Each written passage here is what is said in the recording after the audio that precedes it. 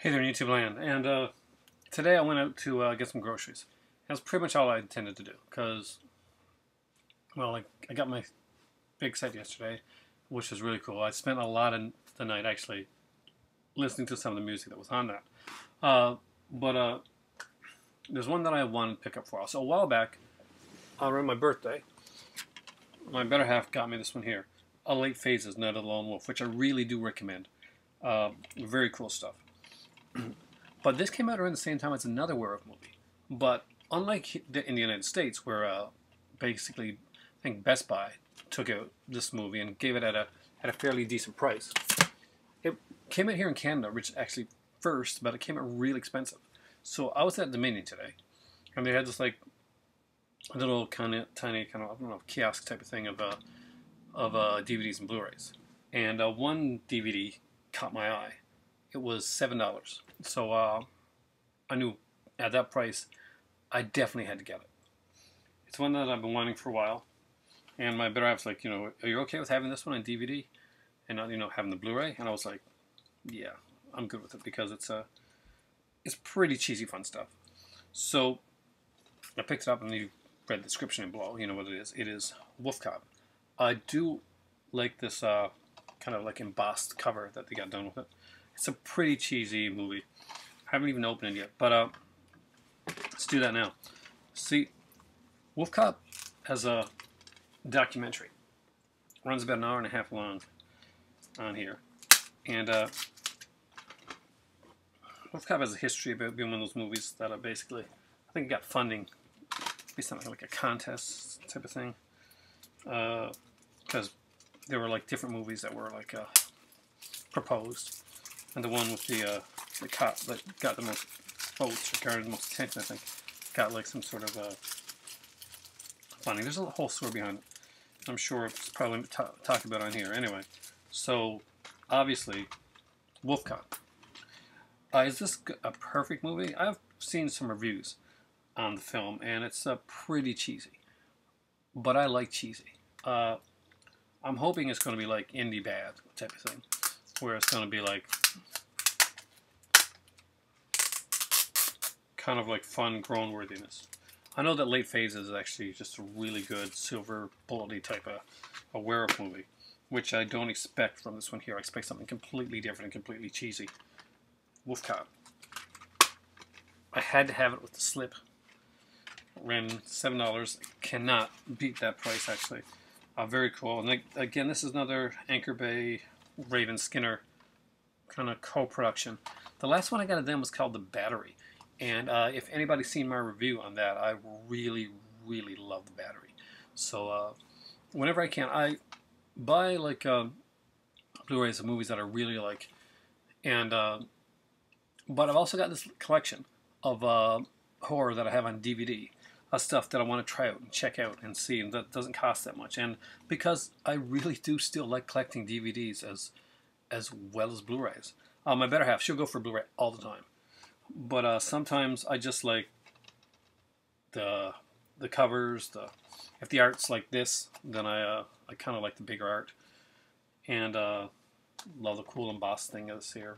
Now, if this is a great movie, and it turns out to be something that I really must have, then down the road, I'll probably find it somewhere fairly cheap, and I'll get the Blu-ray.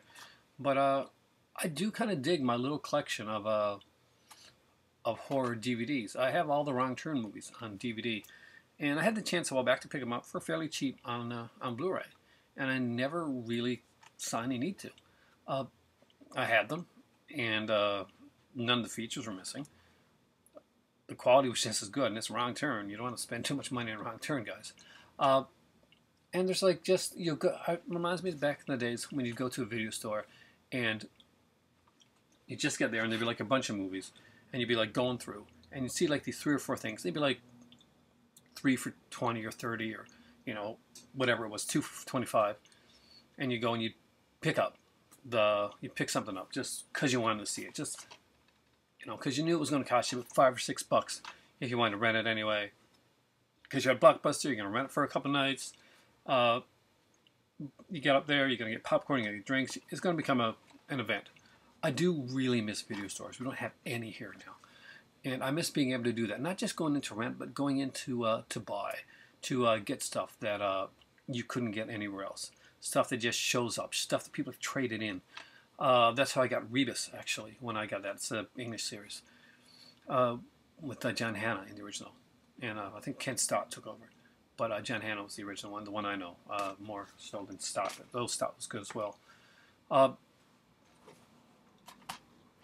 And that's what this reminds me of. When I go into like a Dominion or one of those places that still has those like DVDs there. And Dominion is a great place for getting the old stuff. So if you live in Canada, a Dominion or otherwise a Superstore in some areas usually has a pretty good selection of brand new, in this case, and sometimes pre-reviewed DVDs as well, which gives you kind of like that old school feeling of going back into a video store and just like picking up some stuff and like taking a chance and doing it for a decent price.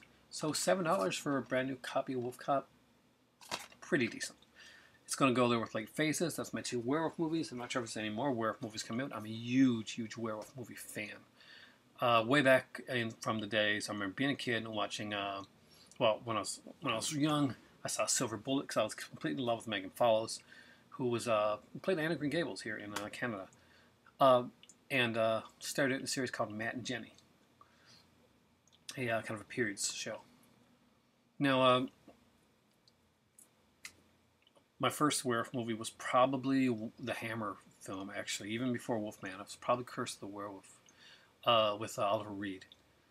And I remember seeing pictures of it in books long before I'd probably seen the film. And it had like this picture of Oliver Reed, and it was like this huge, huge werewolf in this amazing makeup.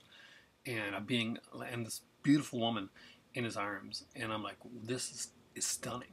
Of course, that picture was never in the film because it was a publicity photo, because the woman that he's holding actually plays his mother in the film, and you know, it's no giveaway to say she dies at the beginning, so never does Oliver Reed, the adult werewolf, meet his mother. But it was a real, like many of Hammer's publicity sales, they're just really great for selling films, and for me, it was really great for getting me into werewolves.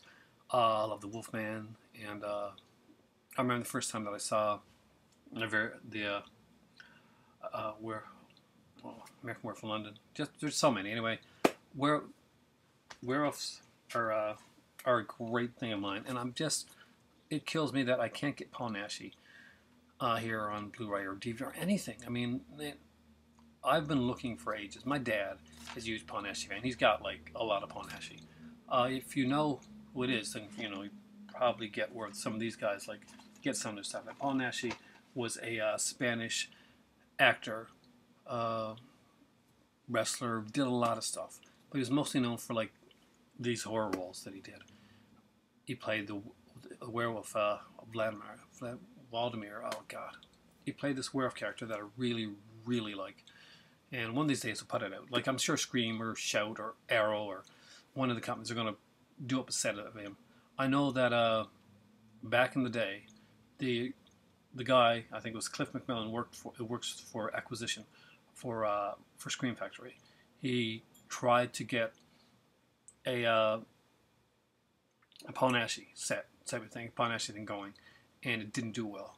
So I think the reason that Scream hasn't done any of that is because Cliff personally, I think, feels burnt by that experience. But Paul Naschy has since passed on, and there are a lot of people that are looking for his stuff. So if you're onto to those sites, if you're a person that gets stuff from them, and you're vocal on the websites, on Facebook, please do mention to Scream or Arrow or any of those sites that you talk to that you think you can get your ear into, that get their ear to, is that Paul Naschy really needs a set, a really nice set, and like the Universal set and my Halloween set, and just many of the other sets I've been lucky enough to get over the years.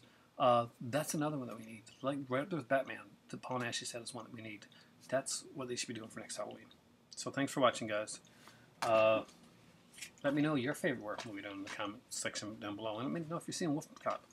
I really am interested in seeing. I'm interested in the movie, but I'm interested in the documentary just as much as the movie because I'm a huge documentary fan. So for me right now, I just finished watching The Flash. We marathon the last 2 episodes and like all weepy-eyed and stuff.